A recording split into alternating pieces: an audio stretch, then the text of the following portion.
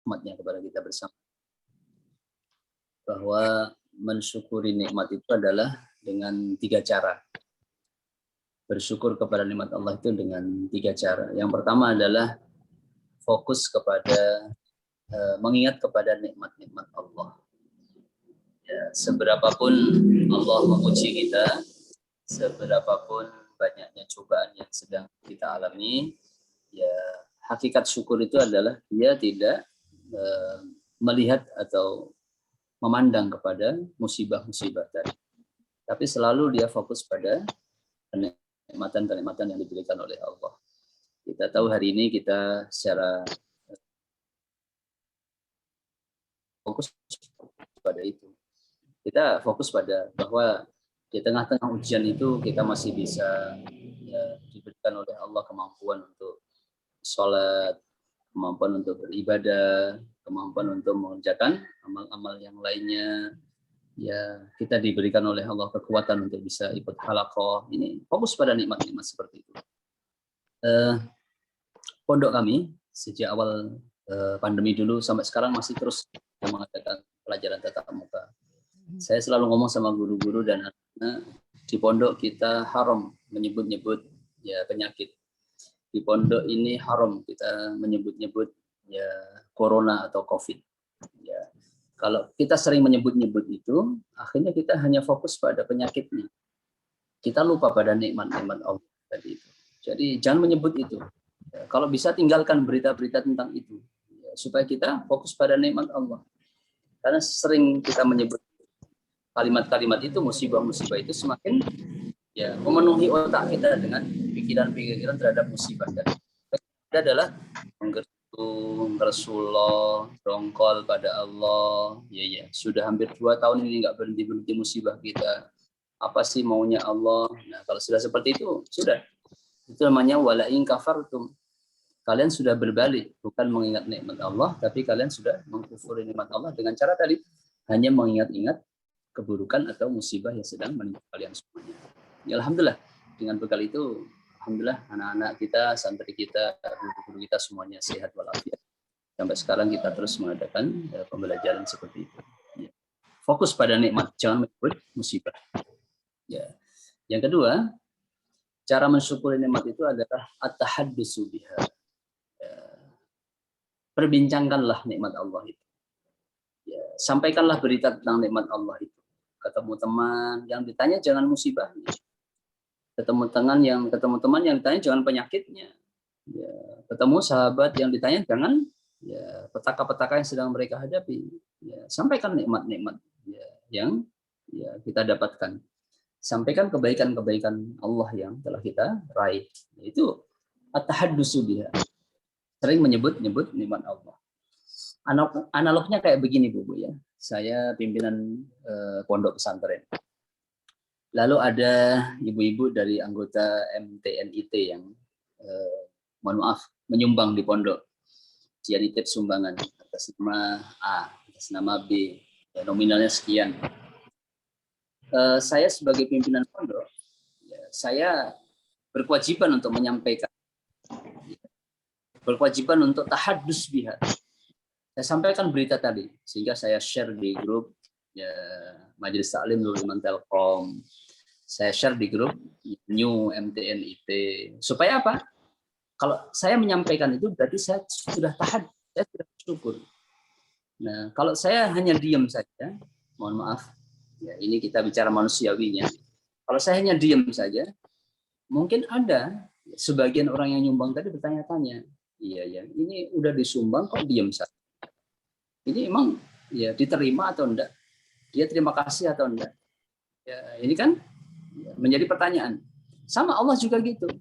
Udah dikasih nikmat, sudah dikasih kesehatan, bisa sujud, bisa ikut taklim, ya bisa berbahagia sama keluarganya. Kok yang diingat cuma musibah-musibah saja?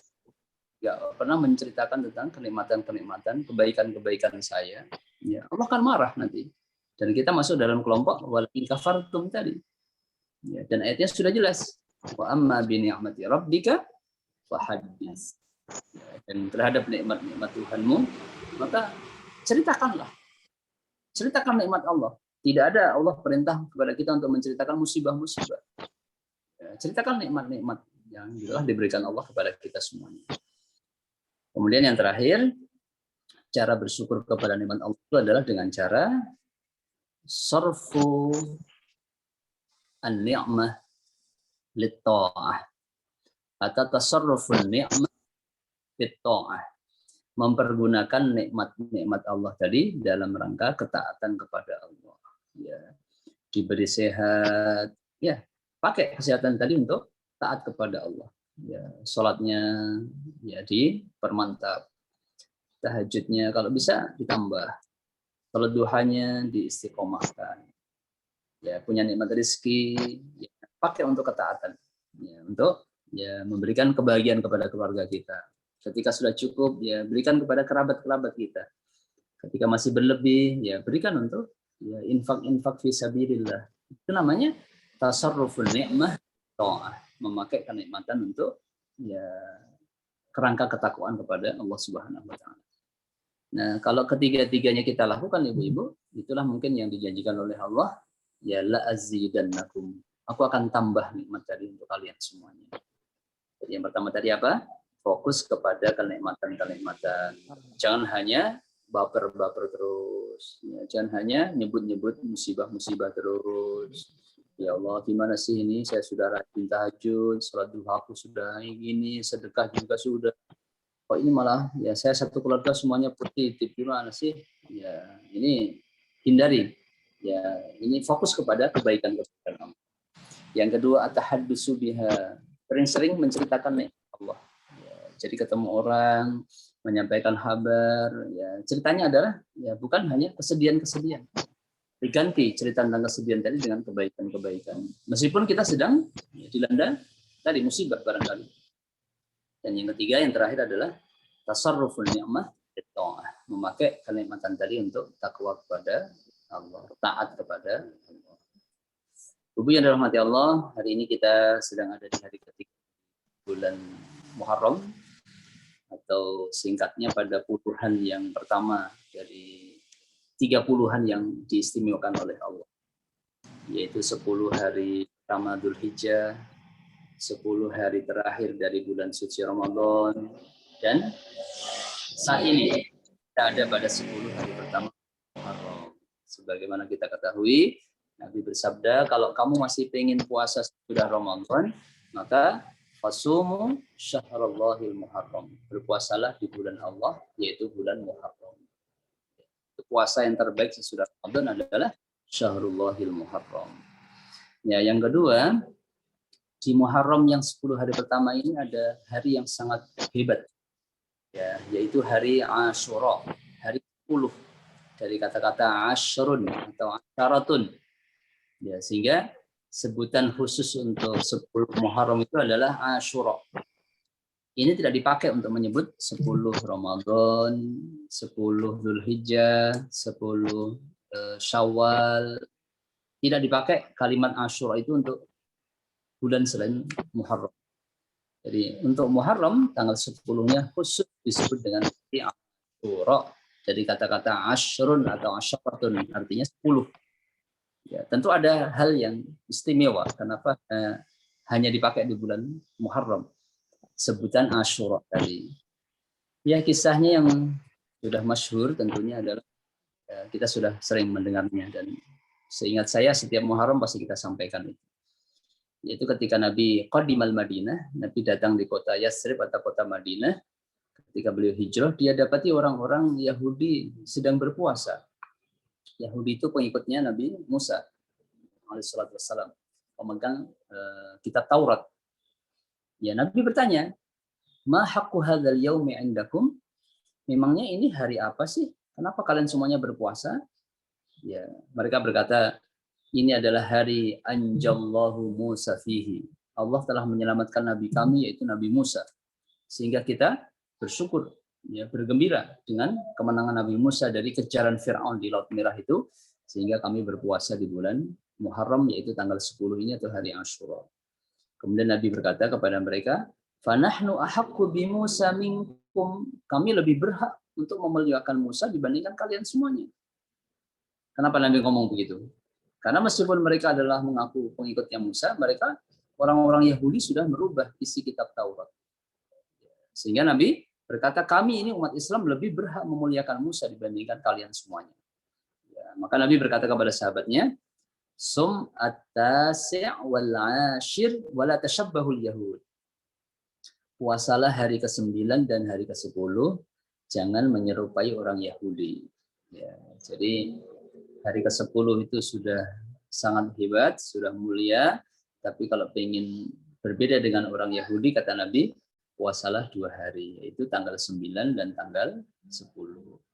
Maka para ulama sebagian mengatakan, kalau ada seorang wanita yang haid pada hari ke-9, lalu dia tidak biasa, tidak mampu atau terhalang untuk melaksanakan puasa Tasu'a atau hari ke-9, bagaimana?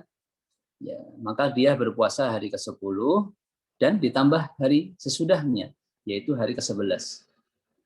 Jadi ganti hari Tasu'a itu adalah hari yang ke-11, ya supaya puasanya tetap 2 hari.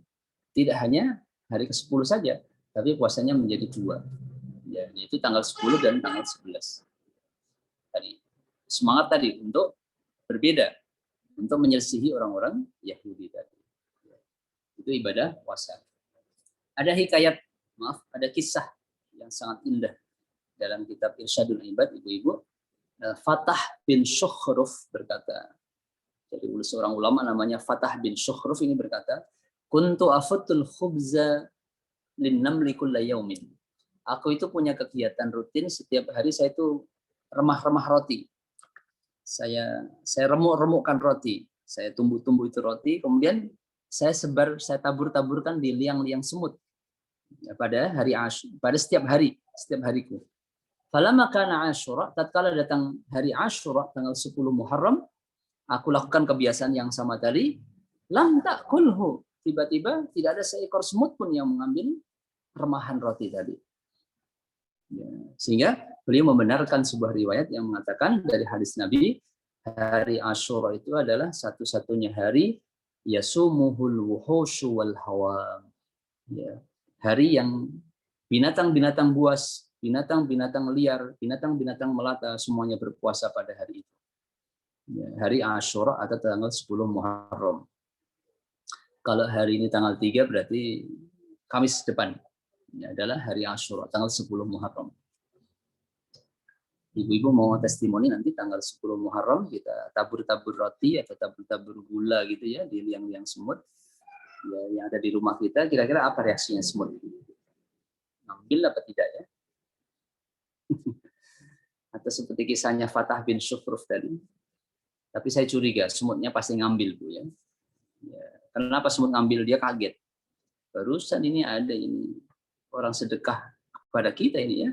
Padahal biasanya kalau ketemu kita langsung ambil baygon dia. Ya, kalau ketemu kita dia langsung ya, kasih kapur ajaib kita. Ini tiba-tiba dia tebar-tebar roti, tebar-tebar gula di depan ya, liang kita. Semut akan ambil, tapi disimpan bukan untuk dimakan, nunggu nanti buka puasa baru dia makan. Ya. Wallahu a'lam. Ya, ini riwayat para ulama ya tentang kemuliaan hari Asyura atau tanggal 10 Muharram. Ya. Mudah-mudahan Allah berikan kepada kita kemampuan untuk bisa mengisi dan memuliakan 10 hari pertama Muharram, utamanya nanti pada tanggal ke-9 dan tanggal ke-10 insyaallah. Ya, Ibu-ibu, panjang ya, banyak sekali kisah tentang kemuliaan hari Asyura.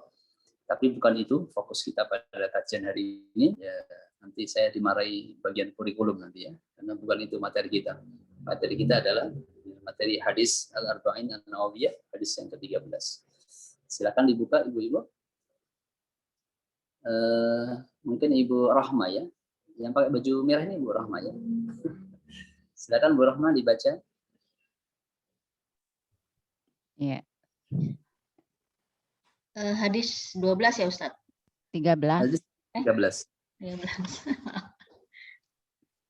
Bismillahirrahmanirrahim. An Abi Hamzata An Abi Hamzata Anas ibni Malik khadimi Rasulullah an Nabi qala la yu'minu ahadukum hatta yuhibba li akhihi ma yuhibbu li nafsihi. Dari Abu Hamzah Anas bin Malik radhiyallahu an, pelayan Rasulullah SAW dari Nabi SAW bersabda, tidak beriman salah seorang di antara kamu sekalian sehingga ia mencintai saudaranya sebagaimana ia mencintai dirinya sendiri. Hadis riwayat Bukhari dan Muslim. Ya. Ada tambahan penjelasan di bawahnya, Ibu Rahma? Bisa dibaca?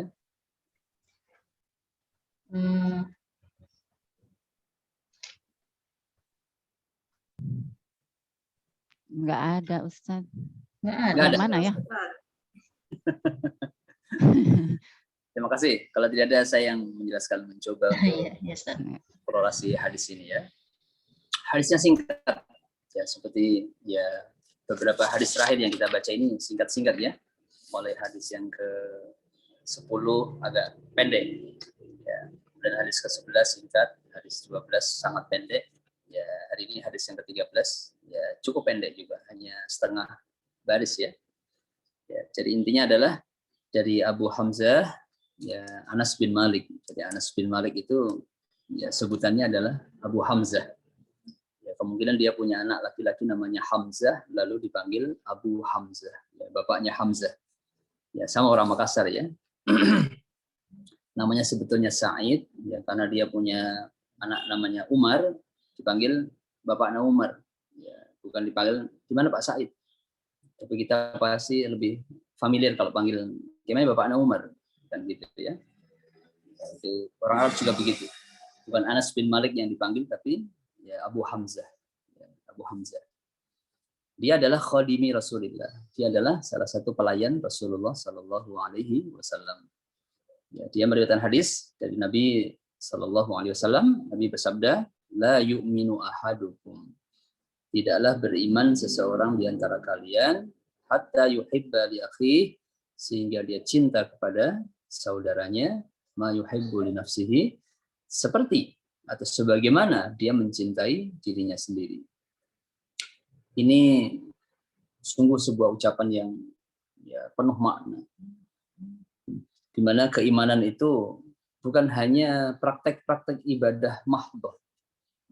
Ibadah mahdhah itu maksudnya ibu-ibu ibadah yang hanya khusus kepada Allah. Jadi iman itu barometernya nggak begitu. Seperti apa dia sholat 5 waktunya, seperti apa dia ya khataman ketika baca Qur'annya, seperti apa sholat tahajudnya, ibadah-ibadahnya yang khusus kepada Allah. Ya, tapi justru iman itu digambarkan oleh Nabi dengan bahasa-bahasa yang ringan. Tidak disebut iman sempurna seseorang di antara kalian sehingga dia mampu mencintai orang lain, saudaranya. Ya sesama Muslim itu kan ikhwah ya. Sehingga yang dimaksud di sini bukan saudara itu maksudnya saudara kandung kita. Ibu Rahmah punya adik, Ibu Rahmah punya kakak, itu maksudnya li akhi, bukan itu. Ya, setiap kita adalah ikhwah. Setiap Muslim adalah ikhwah. Ya, innamal mu'minuna ikhwah. Sesungguhnya seluruh orang yang beriman itu adalah bersaudara. Jadi jangan diartikan ini li akhi maksudnya adalah kepada saudara kandungnya atau saudara-saudara ya, kerabatnya. Bukan itu saja. Tapi semua kita. Ya, seseorang tidak dihukumi sebagai orang yang beriman sehingga dia mampu mencintai saudaranya sebagaimana dia mencintai dirinya sendiri. Ya, jadi tolak ukur keimanan dalam diri seseorang itu adalah aplikasi. Bagaimana dia mampu mencintai orang lain. Bagaimana dia memposisikan ya dirinya seperti orang lain. Ada kan ini kalimat nasihatnya orang tua kita ya. Kalau kau tidak suka dicubit, jangan mencubit orang. Ya. Kalau kau tidak suka sakiti, jangan menyakiti orang lain. Itu kan sebetulnya aplikasi daripada hatta yuhibba li akhihi ma yuhibbu li nafsihi. Jadi memposisikan diri kita sebagai orang lain tadi. Atau sebaliknya memposisikan orang lain seperti diri kita sendiri. Ya, sukakah kita? Ya. Sehingga Quran pun bahasanya kan begitu. Ayuhibbu ahadukum ayyakula lahma akhihi maitan fakarihtum. Sukakah di antara kalian untuk menyantap daging bangkai saudaranya yang telah mati? Fakarihtum. Misalnya kalian benci kan? Tidak mau kan untuk melakukan itu? Itulah dosa ghibah. Jadi ketika kita menceritakan aib saudara kita, sama seperti kita sedang berebut, ya, memakan bangkai daging saudara-saudara kita yang kita ghibah, yang kita ya, gosipkan tadi itu. Ini tolak ukur keimanan tadi. Sehingga memposisikan orang lain seperti diri kita sendiri. Kalau ini terjadi, bukan main. Itulah iman itu aman. Jadi hasil dari sebuah keimanan itu adalah keamanan.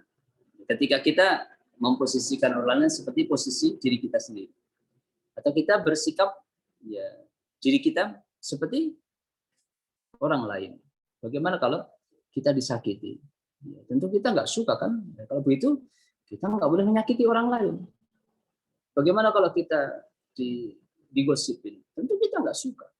Kalau begitu kita nggak boleh gosip orang lain. Sehingga keimanan itu diukur dengan kalimat-kalimat yang simple, kalimat-kalimat yang ringan ya dikatakan oleh Rasulullah seperti ini. Kalau kalimatnya terlalu besar, berat, ya orang akan ya takut nanti ya menceritakan tentang keimanan itu apa. Iman itu adalah orang yang ya sudah pernah berhaji 5 kali minimal, orang yang umrohnya tiap tahun, ya, itu baru dia disebut iman. Tidak, justru iman itu adalah ya, bahasanya ya, ringan. Bagaimana Anda memposisikan orang lain seperti Anda memposisikan diri kita sendiri. Sehingga apa indikasinya Bapak Ibu yang kita lihat di sini adalah akhlak. Bagaimana Islam itu adalah merupakan aplikasi akhlak yang mulia. Bagaimana kita bertindak, bagaimana kita bersikap kepada orang lain. Itulah tanda keimanan kita. Banyak hadis-hadis yang semisal seperti ini. La yu'minu ahadukum hatta man kana yu'minu billah wal yaumil akhir. Siapa yang mengaku dirinya iman kepada Allah dan hari akhir, falyukrim jarah, hendaklah dia memuliakan tetangganya. Ya, ada lagi, man kana yu'minu billahi wal yaumil akhir, falyukrim dhaifah, hendaklah dia memuliakan tamunya. Jadi memuliakan tamu itu adalah tanda keimanan ya, seseorang. Man kana yu'minu billahi wal yaumil akhir, siapa yang mengaku iman kepada Allah dan hari akhir, falyaqul khairan, hendaklah dia berkata-kata yang baik-baik saja. Ya, kalau tidak bisa berkata yang baik, aul yasmut, atau dia jadi semut, ya, atau dia ya, diam, tidak berbicara. Jadi di antara binatang yang tidak punya suara itu kan semut, Bu. Sehingga ada kiai kayak saya memberikan makna aul yasmut, atau dia jadi semut saja. Ya, tidak usah ngomong, diam saja. Itu adalah keimanan dalam diri kita semuanya. Bukan banyak ngomong, tapi setiap omongan menyakiti hati orang lain, justru itu ya, menghilangkan atau menghapuskan nilai keimanan dalam ya, diri kita sendiri. Ya, jadi iman itu mudah. Iman adalah bagaimana memposisikan orang lain seperti diri kita sendiri. Bagaimana kita mencintai orang lain seperti kita mencintai diri kita sendiri. Ya, bagaimana kita bergaul, bersikap kepada orang lain sebagaimana kita bersikap atau bergaul kepada diri kita sendiri. Memang manusiawi ini, sehingga karena sifat manusiawi itu adalah egosentris, manusia itu lebih berpihak pada dirinya sendiri. Dulu pernah kita sampaikan, apa bukti bahwa manusia itu egosentris? Kalau lagi foto bareng, ibu-ibu, lagi selfie, fotonya udah dikirim, yang pertama dilihat fotonya siapa, ibu-ibu? Pasti foto kita kan yang dicari. Kita langsung komen, ih kenapa mata kita tertutup? Ulang deh. Ya. Kenapa foto saya begini? Itu tanda bahwa kita ini makhluk egosentris. Ya. Kita nggak bertanya, kenapa fotonya Ibu Rahmah begitu? Kita nggak ngomong begitu. Kita pasti foto kita sendiri yang kita cari. Ya. Mana foto saya? Mana foto saya? Egosentris. Sehingga untuk mengikis keegoan tadi itu, Nabi berkata, kalau kau mengaku iman, maka posisikanlah orang lain seperti diri kamu sendiri. Jadi kita bersikap kepada orang lain seperti kalau kita sedang muamalah, muasyarah dengan diri kita sendiri. Atau sebaliknya, Anda harus mampu bersikap, ya, memposisikan diri Anda seperti orang lain. Bagaimana rasanya kalau kau disindir? Bagaimana rasanya kalau kau disakiti? Bagaimana rasanya kalau kau difitnah? Tentu kita tidak suka. Nah, kalau nggak suka, jangan memfitnah. Itulah iman. Ya, sehingga hadis-hadis yang sepadan dengan ini sangat banyak sekali. Sama seperti man satara musliman, siapa menutup aib sesama muslim, satarahullahu fid dunya wal akhirah. Allah akan menutup aibnya di dunia dan akhirat. Hari ini adalah hari-hari zaman akhir, Bu ya. Sehingga di antara tanda zaman akhir itu adalah ya fitnah itu di mana-mana, setiap waktu ada. Kalau kita membuka grup WA tertentu, ada grup WA itu yang khusus isinya adalah fitnah saja. Ya, begitu dibuka omongannya adalah politik, begitu dibuka omongannya adalah hujat menghujat, ya, satu dengan yang lainnya. Ini tanda akhir zaman itu adalah sudah meluapnya berbagai macam fitnah di mana-mana. Wala'iyadzubillah, kita mohon perlindungan dari Allah supaya kita bisa menjaga konsistensi keimanan kita dengan cara tadi. Kita harus mempergauli, ya, bersahabat dengan orang lain dengan prinsip seperti kita mempergauli diri kita sendiri. Itu adalah tanda iman. Pokoknya kalau iman itu pasti aman. Kalau iman kita jaga, pasti amanah. Tambahnya lagi, kalau iman kita pertahankan, imunnya juga akan kuat. Yang membuat imun itu rapuh karena apa? Tadi ya, kita ngomong fitnah aja tiap hari, kita ngomong gosip saja tiap hari, kita ngomong tidak puas tiap hari, kita hanya fokus pada musibah-musibah sehingga imunnya tambah rapuh. Untuk memperkuat imun bukan hanya dengan asupan-asupan gizi, tapi pikiran kita harus mendapatkan asupan-asupan kebaikan-kebaikan, informasi-informasi yang benar. Yaitu tadi, fokus pada nikmat Allah, menyebut-nyebut kebaikan Allah, kemudian memakai kenikmatan tadi untuk meningkatkan ketakwaan atau ketaatan kepada Allah Subhanahu wa taala. Saya kira begitu, Bu ya. Ya, bagaimana yang kita simpulkan dari hadis yang ke-13 ini adalah tanda keimanan seseorang itu adalah ketika dia sudah mampu memposisikan orang lain sebagaimana dia bersikap atau memposisikan dirinya sendiri. Ya. Kita kembalikan kepada moderator kita. Ya, terima kasih Ustadz atas penjelasan singkatnya mengenai hadis ke-13 ini. Barangkali ada di antara teman-teman ada yang mau bertanya atau mau sharing misalnya. Silahkan Ibu mengenai mencintai saudara. Silahkan.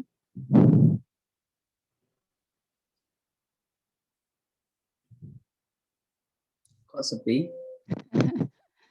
Sepi nih.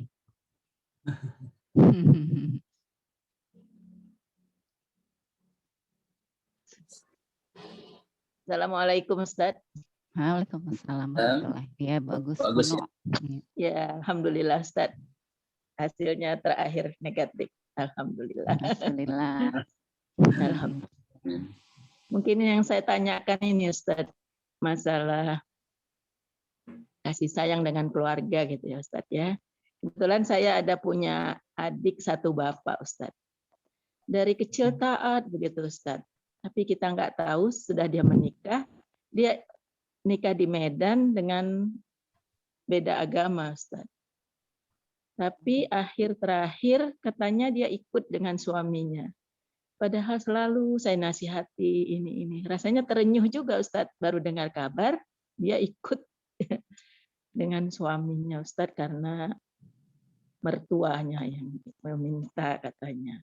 Dia ngomong juga dengan saya bingung katanya. Seandainya kita beda agama juga sama aja. Dia bilang begitu Ustadz. Saya bilang kenapa kamu diam-diam begitu. Itu aja Ustadz yang menjadikan jalan. Masya Allah. Kan amanah ya adik dari satu bapak gitu Ustadz. Solusinya gimana itu Ustadz. Lalu juga jadi ini. Kalau nelpon dia itu ada rasa gimana gitu. Keluarga juga bingung Ustadz. Dia diam-diam Ustadz. Adik paling kecil lah berarti dari kita semua. Karena beda ibu Ustadz. Iya. Gimana caranya? Iya. Iya. Insya Allah ya Ustadz. Ada aja. Gimana Ustadz? Silahkan dijawab dulu.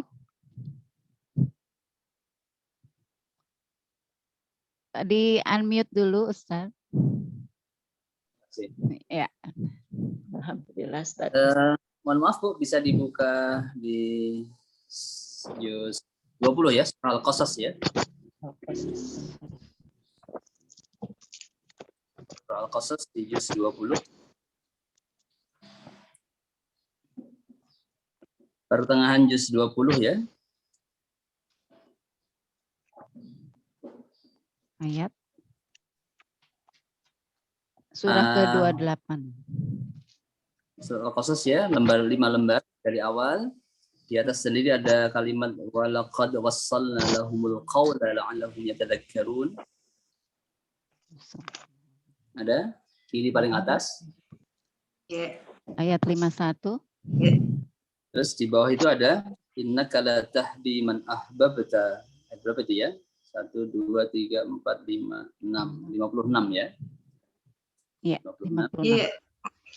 Tolong Bu Irwan dibaca. A'udzu billahi minasyaitonir rajim. Bismillahirrahmanirrahim.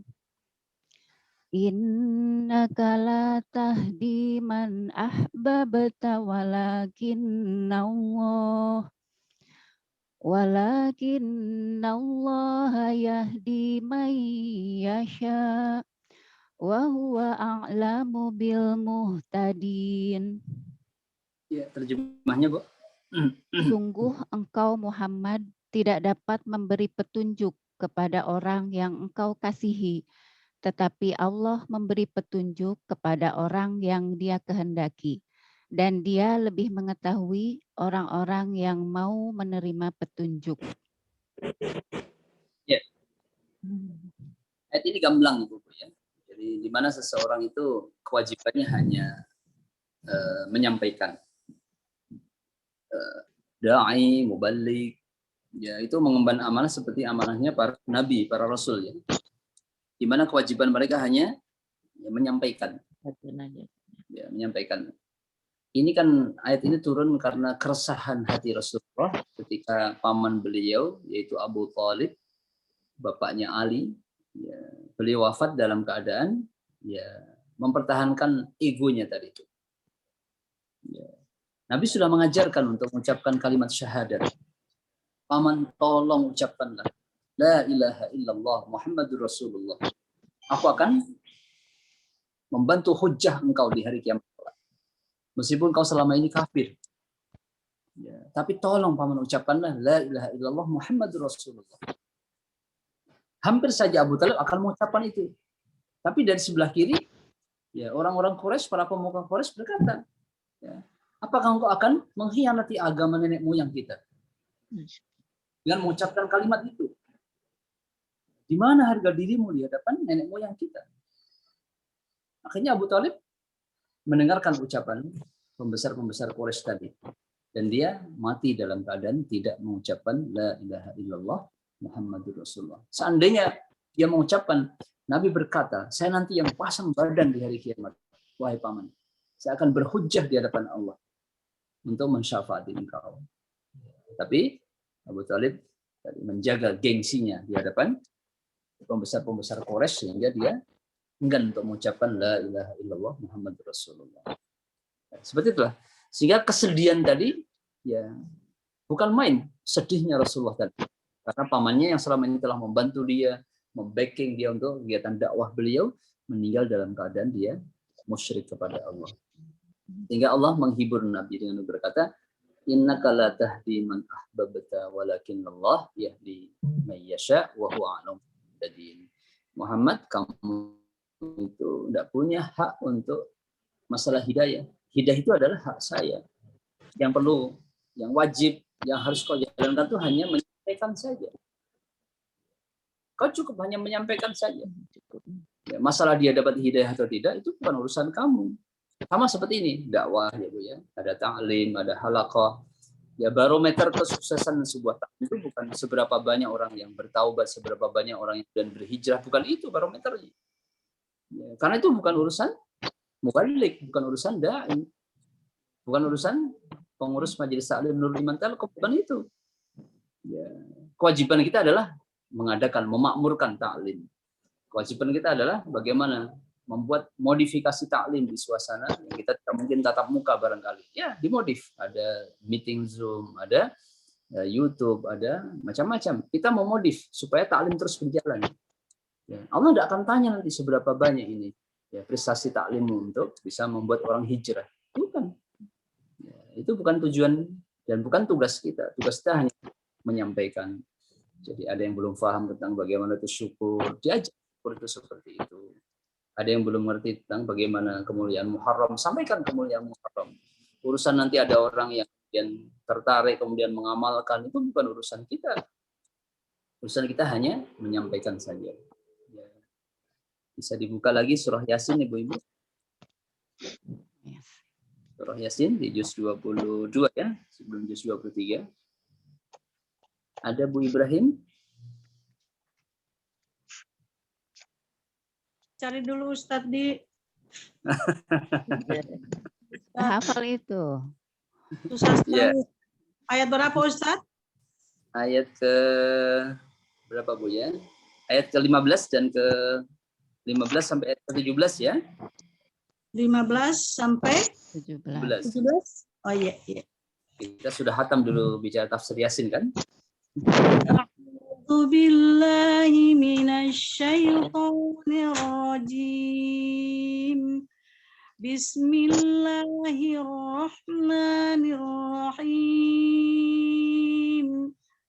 Qalu ma antum illa basyarum mithluna wa ma anzalar rahman wa ma anzalar rahmanu min syai'in in antum illa takdzibun. Qalu rabbana ya'lamu Rabbuna Qalu rabbuna ya'lamu inna ilaikum lamursalun. Satu lagi Ustaz. Ya. Wa ma 'alaina illa balagul mubin.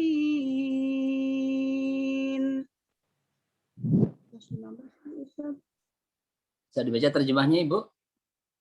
Ya Ustaz. Mereka penduduk negeri menjawab, kamu ini hanyalah manusia seperti kami, dan Allah yang Maha Pengasih tidak menurunkan sesuatu apapun. Kamu hanyalah pendusta belaka. Mereka berkata, Tuhan kami mengetahui sesungguhnya kami adalah utusan-utusannya kepada kamu. Dan kewajiban kami hanyalah menyampaikan perintah Allah dengan jelas. Ya, terima kasih.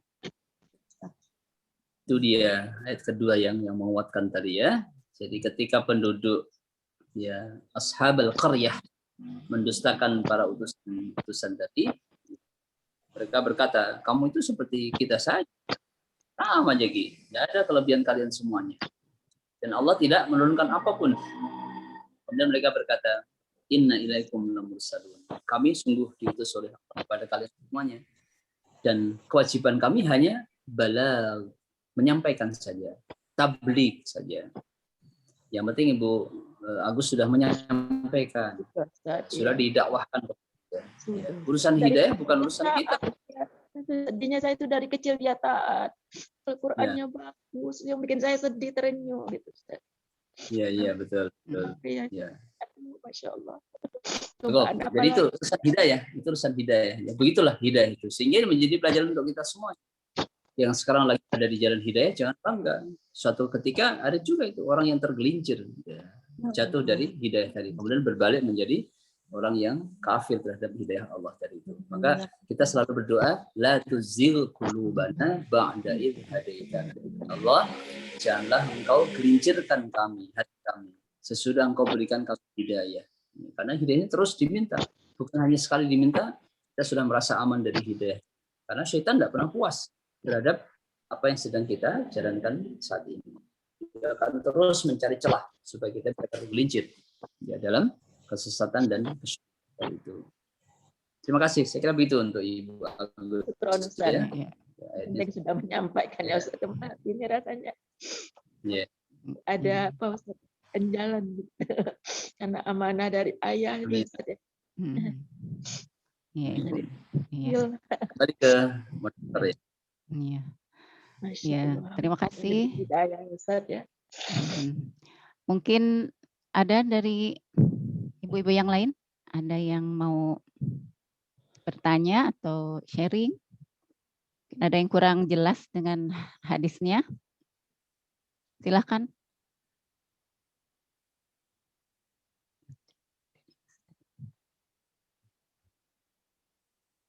Saya Ustema. Oh iya, ya. Silakan. Mungkin bukan tentang hadisnya ya, Usti, tentang 10 Muharram. Jika kita kan perempuan ada tuh halangan Ustadz ya. Jika kita tidak bisa melakukannya di 9, 10, 11, pas lagi saat-saatnya kita lagi datang bulan tuh Ustadz di minggu-minggu itu. Nggak bisa sama sekali puasa di tanggal itu sebelum dan sesudahnya juga.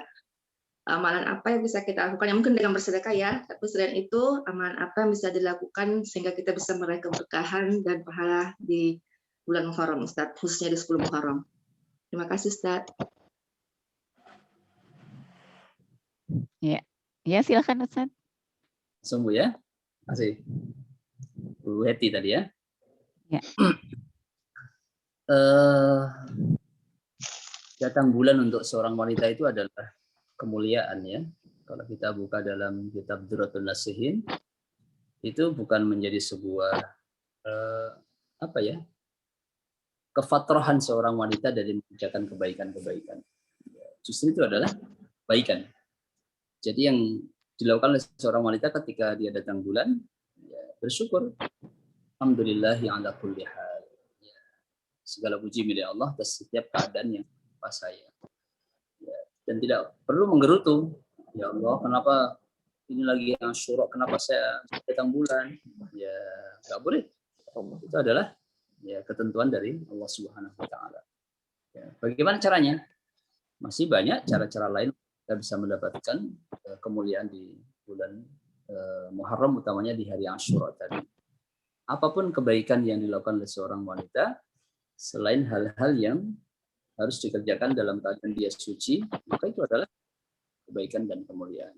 Setidaknya dalam kitab Irsyadul Ibad itu ada 3 Bu ya. Yang pertama adalah saum, di mana tadi kemuliaannya ya dalam riwayat hadis yuftir sanatal madiyah. Puasa di hari Asyura itu adalah menghapus dosa-dosa selama 1 tahun yang sudah dibuat. Kemudian yang kedua adalah as-sadaqah. Dari riwayatnya Abu Sa'id Al-Khudri dikatakan, sadaqatu fi dzalikal yaumi sadaqatus sanad. Sedekah pada hari itu adalah sedekah setahun. Jadi kalau 1000 yang kita sedekahkan, yang dicatat oleh Allah adalah 365.000. Nilai 1 tahun. Kalau 10.000, 3.650.000. Ya, ini tinggal dikalikan 1 tahun saja. Tahun. Itu kebaikan-kebaikan pada hari itu. Sedekah pada hari itu adalah sedekah setahun nilainya. Nanti bisa dibuka di kitab Irsyadul Ibad. Yang ketiga adalah at-tawsi' lil aqarib. Memberi kemudahan kepada kerabat-kerabat kita. Ya, memberi kelonggaran kepada kerabat-kerabat kita. Ya, kerabat itu maksudnya ya bisa jadi keluarga, suami, istri, anak-anak kita, kerabat-kerabat kita, atau mungkin orang lain ya yang mungkin kita pada saat itu adalah menjadi penentu sebuah urusan. Ada pejabat yang mungkin pada hari itu harus bertanda tangan pada surat, ya, yang surat itu sangat berguna bagi orang. Maka permudah urusan. Dalam hadisnya Abdullah bin Mas'ud, "Laqad jarrabtu hadzal hadis." Aku sudah mencoba hadis ini. 50 atau 60 aman, selama 50 atau 60 tahun, pokoknya kira-kira itu kata beliau. Fawajadtuhu kadza. Beliau menambahkan, aku mendapati persis seperti itu. Maksudnya, aku mudahkan urusan orang lain pada Asyura, dan urusan-urusan saya dimudahkan oleh Allah selama 1 tahun. Ya, jadi memberikan kelonggaran-kelonggaran. Saya punya teman seorang pengusaha toko ya. Toko. Ya, dia kalau hari Muharram itu di hari Asyura dia kumpulkan tuh nota-nota tagihan. Yang nota-nota tagihan di bawah 100.000, ya, itu semuanya dirobek, dibakar. Ya, artinya apa? Dia nggak mau nagih. Udah, saya ikhlaskan semuanya. Ya, itu cara mudah. Ya, seperti tadi memberikan kemudahan pada orang lain. Ya, untuk kita bisa mendapatkan kemudahan dari Allah. Ya. Jangan juga kalau notanya 100 juta lalu kita bakar juga, Bu ya. Dalam menghargai hak setiap kepemilikan. Jadi meskipun itu boleh juga, tapi bagi orang yang sudah cukup. Ya, kita latihannya ya kecil-kecil. Bagaimana kita mempermudah urusan orang lain. Ya, terhadap suami kita, anak kita, umpamanya selama ini kita sama anak kita, ya kita beri kelonggaran, kemudahan pada mereka semuanya di hari. Dan amalan-amalan apapun Ibu Henti tadi, semuanya ya, akan berlipat di sisi Allah. Jadi jangan galau dengan datang bulan di hari Asyura, ya, dan kita ketinggalan momen untuk bisa melaksanakan siam pada kita. Wallahu a'lam. Ya, terima kasih Ustaz. Ya. Iya. Barangkali ada lagi? Mungkin ini Bu Sis baru datang. Sudah sesi pertanyaan, Bu. Ada berapa partisipan kita hari ini, Bu? Pulang ini, Ustaz. Ya, baru pulang urus ini produk. Mohon maaf, Ustaz. Oh iya, pengusaha ini. Ini Ustaz, mengenai ini yang saudara ya, sesama Muslim. Bagaimana dengan kalau kita adalah meskipun kita punya teman tapi non Muslim begitu, apakah ada batasan-batasannya? Kita karena dia baik atau karena kita sudah memang dekat akrab dengan kita, otomatis kita juga ada rasa sayang gitu kepada yang non Muslim itu gitu. Tapi apakah ada batasannya? Sejauh mana kita sayang kepada yang selain Muslim, gitu Ustaz. Terima kasih. Ada yang terakhir, Bu Irwan? Kita rapel. Ya, siapa ya? Ya Ustadz, saya ya. Ustadz. Iya. Ya. Ada saya punya teman Ustadz. Dia itu tadinya rajin ambil puasa Senin Kamis. Terus saya lihat tidak pernah lagi. Jadi saya tanya, tidak puasa Senin Kamis? Dia bilang, enggak Ji, bilang gitu. Kenapa? Dia bilang, saya sudah ambil itu, apalagi puasa itu yang itu Ustadz. Apalagi namanya itu yang 11 itu yang yang ganjil itu Ustadz. Mulbit. Iya, yang mulbit itu. Jadi saya bilang, kenapa nggak? Dia bilang kalau ambil itu, ya kalau ambil itu katanya enggak usah lagi ambil itu Senin Kamis. Jadi saya bilang, jadi saya diam, karena saya tidak tahu, enggak mengerti juga saya Ustaz tahu. Jadi saya bilang, nanti saya mau tanya Ustaz dulu Di, kalau siapa tahu keliru Ki, saya bilang gitu. Tapi nanti Pi, saya bilang gitu. Makanya sekarang saya mau tanyakan Ustaz, apakah memang benar itu itu atau tidak Ustaz? Terima kasih. Boleh saya?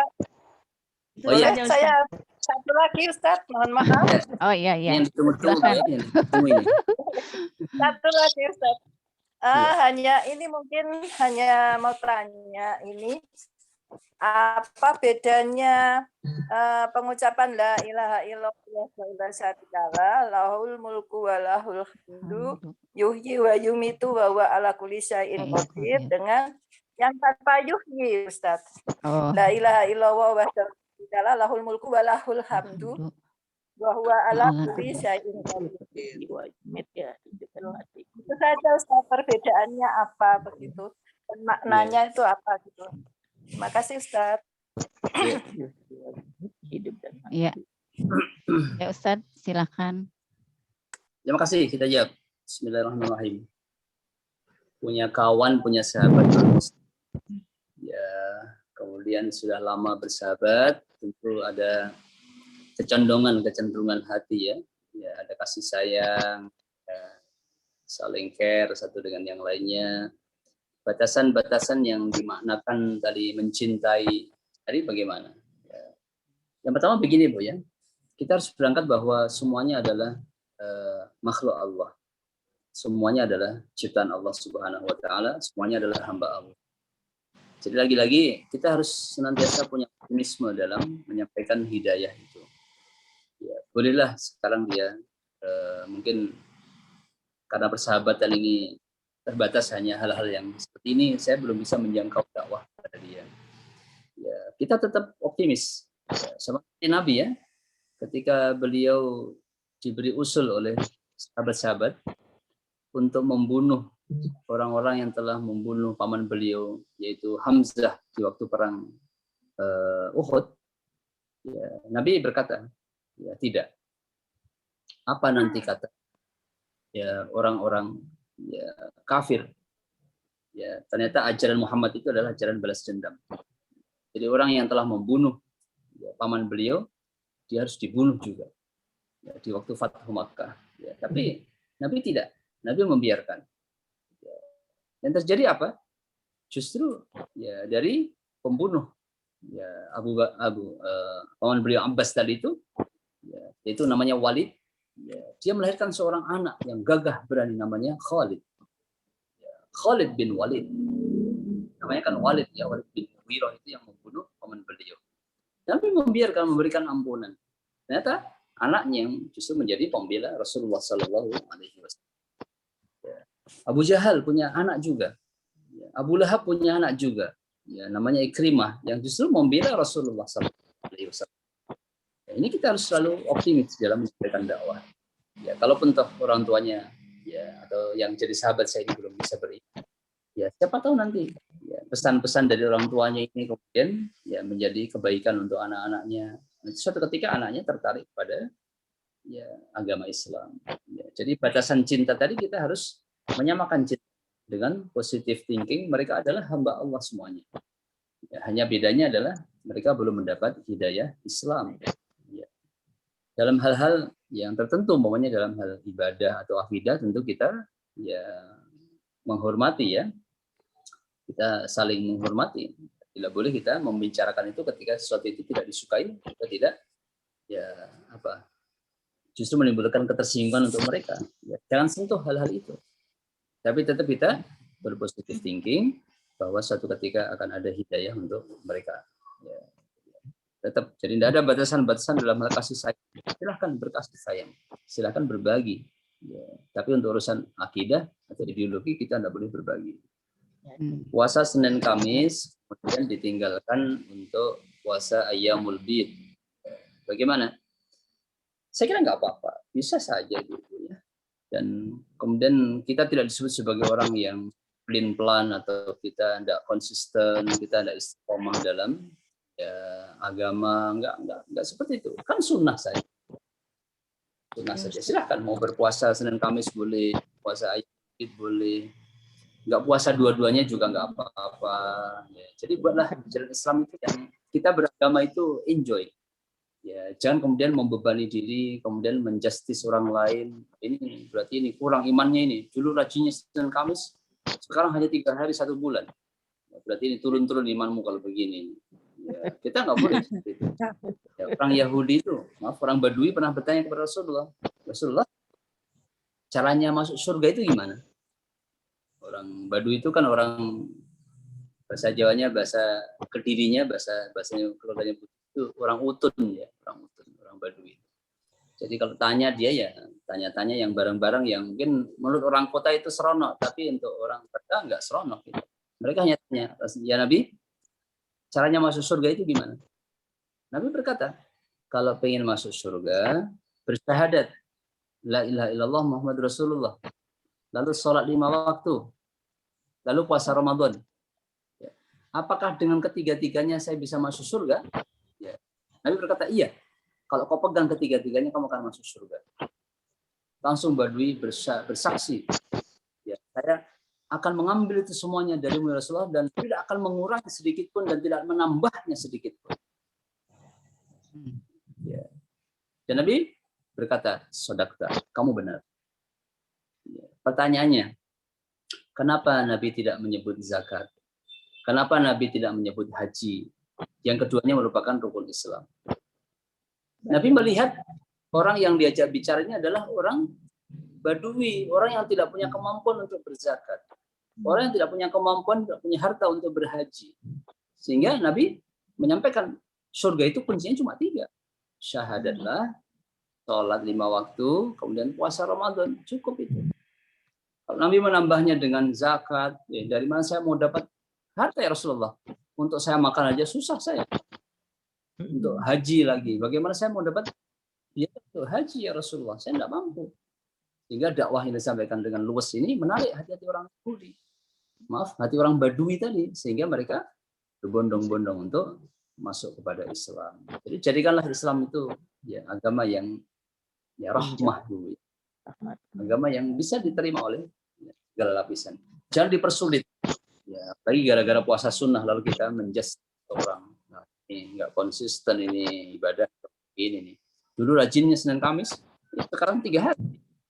Ya, tentu tidak seperti itu ya. Silakan ya berpuasa sunnah ya. Kalau itu tidak mengganggu kegiatan kita. Lebih-lebih kalau dia seorang istri, lalu tidak diizinkan sama suaminya, tentu nggak boleh. Nggak boleh. Ya, karena suami itu kan ya pemimpin dalam sebuah rumah tangga, nggak boleh. Istri ngotot aja, wah ini saya ini berarti ya dilarang untuk istiqomah dalam kebaikan. Tidak. Ya, suami wa bu'ulatuhunna haqqu. Ya, suami itu lebih berhak untuk istrinya dibandingkan ya keagamaan dia, keberagamaan dia dan ketaatan dia dalam hal-hal sunnah ya, bukan wajib. Kalau puasa Ramadan ya tidak boleh. Kalau ngomongnya jangan puasa Ramadan karena besok saya mau balik ke kampung. Ya, tidak boleh seperti itu.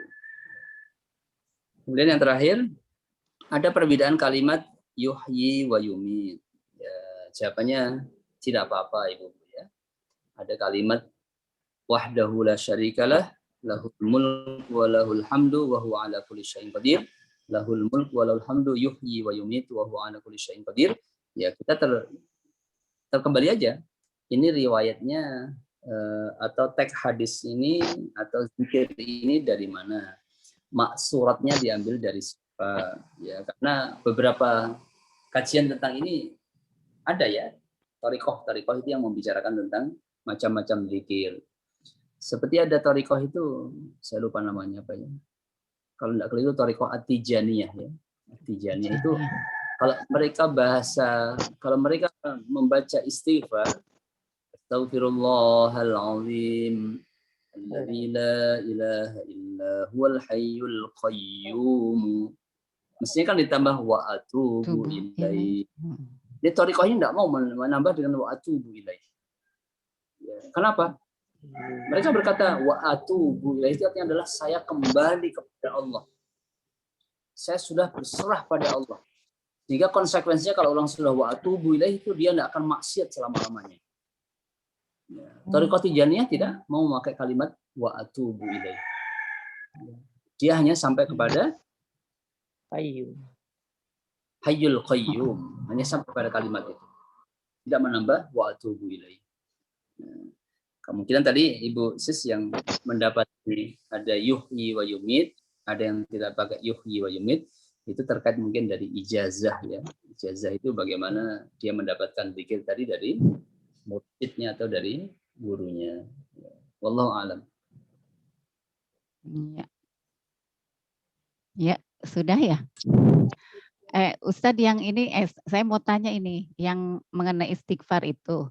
Kan Rasulullah itu kan setiap hari beliau beristighfar selama berapa? 70 ya? 70 kali ya Ustadz. Itu istighfarnya yang mana Ustadz? Ya. kan banyak Sifatnya yang mana? Sifatnya kita yang malah mana? di yang zikir pagi dan petang 100 kali malah ya. Ya. Begini Bu ya, istighfar yang dimaksud oleh Nabi itu adalah memohon ampun. Ya, beristighfar itu memohon ampun. Sehingga kalimat istighfar itu artinya adalah permohonan ampun dalam bentuk apapun, pernyataan, dengan ucapan. Tentu itu adalah sesuatu yang masuk dalam kalimat permohonan ampun. Ya, kecuali tadi Ibu yang menemukan ada zikir maksurat, yang ini adalah yang dibaca oleh Nabi setiap petang, setiap pagi 100 kali bacanya seperti ini, riwayatnya dari ini umpamanya, nah itu boleh dibaca. Tapi kita memahami hadis ini secara utuh ya, artinya istaghfiru rabbakum fa inni astaghfiru kulla yaumin, ya mohonlah ampun kalian kepada Tuhan kalian semuanya, karena saya dalam satu hari tidak pulang untuk membaca 70 kali untuk memohon ampun kepada Allah. Nanti kalau ini ditentukan zikirnya, zikir yang panjang itu, tentu untuk orang-orang secara umum barangkali berat. Wah, susah ya bacanya seperti itu, dan harus dibaca sekian ratus kali umpamanya, tentu berat. Artinya ada pernyataan dalam diri saja seseorang ketika dia memohon ampun pada Allah dengan bahasa mereka sendiri, itu adalah istighfar. Mohon ampun kepada Allah. Iya. Saya kira yang begitu. penting mungkin penghayatannya mungkin ya Ustaz. Kadang-kadang kalau 100 kali itu kita cuma ngejar ininya aja, ngejar angkanya gitu. Ya gitu. Aduh, kadang-kadang pikirannya kemana? Astagfirullah. Itu lagi. Ya. Jadi ya baik. Terima kasih Ustaz. Mungkin ada yang lain lagi. Terakhir ini ya. Mungkin Ustaz ada urusan lain atau ada keperluan lain ya Ustaz. Bagaimana? Masih ada? Boleh satu lagi. Silakan. Bu Iqbal baru gabung. Masih di Poso ya? Saya lupa, lagi di Palu. Oh, lagi di Palu. Palu, iya. Saya lupa tadi dia kasihkan beres-beres, bebenah-benah. Baru ingat. Iya. Gimana? Masih ada atau kita Saya tutup? sih enggak mau nanya. Tapi saya suka sekali tadi itu mengenai Islam. Itu adalah rahmatan lil alamin yang diterima oleh semua kalangan umat manusia, apapun agamanya. Dan yang masih belum baik hari ini adalah karena belum dapat hidayahnya, dan yang sudah baik semoga istiqomah. Saya suka sekali itu Ustaz, pernyataannya itu Ustaz. Karena saya bukan tidak bisa menjadi ahli, bukan tidak bisa ya, masih kurang dalam hal ibadah ritual, tetapi yang bisa diaplikasikan, diusahakan untuk hal-hal yang lain. Mungkin dengan sehari-hari. Ya. Amin Ustaz. Saya tahu lah Ustaz, aduh sayangnya. Ya, nanti silakan mungkin ada yang bertanya. Saya tidak bertanya. Tadi sudah banyak yang bertanya. Alhamdulillah ya, semangat semua ibu-ibu. Sehat-sehat semua. Ya, baik kalau begitu kita tutup saja Ustaz ya. Allah. Oke, silakan Ustadz untuk kita mendoakan teman-teman kita yang sedang sakit, sedang mendapatkan musibah. Silakan Ustadz. Terima kasih. Mari Bu, kita bersama-sama bermunajah kepada Allah. Mudah-mudahan apapun yang diberikan oleh Allah kepada kita hari ini adalah sesuatu yang terbaik. Ya, baik buruknya itu adalah tergantung bagaimana sangkaan kita kepada Allah tadi, seperti konsep syukur yang sudah kita di awal tadi itu. Yang sedang terkena musibah, ya yakin itu hanya musibah-musibah kecil. Lebih banyak nikmat Allah yang harus kita syukuri ketimbang kita fokus pada musibah-musibah tadi. Jadi jangan sampai kita terbalik. Ya, mestinya kita mendapatkan kenikmatan tadi terus berlipat-lipat hanya gara-gara kita fokus pada musibah-musibah, sehingga kita dibalik oleh Allah sebagai orang-orang yang wala in kafartum, menjadi orang-orang yang kafir terhadap itu. Ya. Mari kita berdoa, mudah-mudahan Allah senantiasa memberikan kepada kita petunjuk untuk keimanan, untuk mengaplikasikan keimanan dalam kehidupan kita, dan istiqomah dalam kebaikan insyaallah. Al-Fatihah.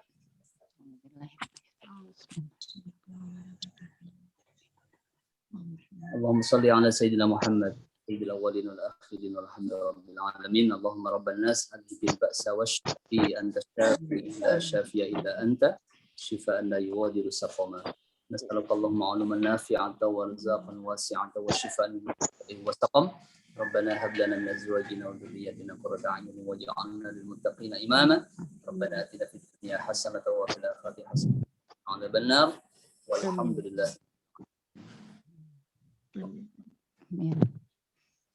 Ya. Terima kasih jazakallah khairan Ustadz atas ilmunya pada hari ini. Semoga bermanfaat untuk ibu-ibu semua. Mari kita tutup dengan membaca doa kafaratul majelis. Subhanakallahumma wa bihamdik asyhadu an la ilaha illa anta astaghfiruka wa atubu ilaik. Wassalamualaikum warahmatullahi wabarakatuh.